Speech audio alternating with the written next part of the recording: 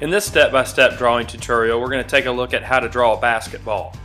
For a more detailed breakdown of this process, including still images for you to follow along, be sure to visit howtodrawstuff.com or just follow the link in the description below. The first step in drawing a basketball is to draw a circle. Circles can be difficult to draw, so in order to draw a good circle, you should slowly move from your shoulder in a circular motion and bring your pencil down to the surface of the paper.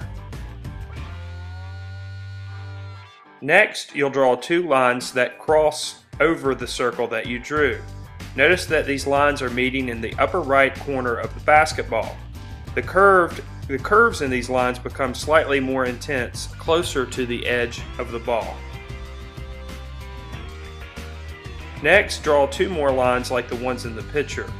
These lines are what will make the basketball look more realistic. These lines are almost like flattened U's on their side.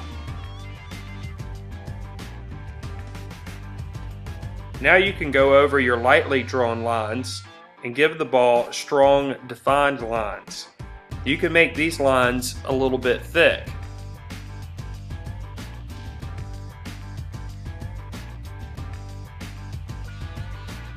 The last step in the drawing is to add value and color.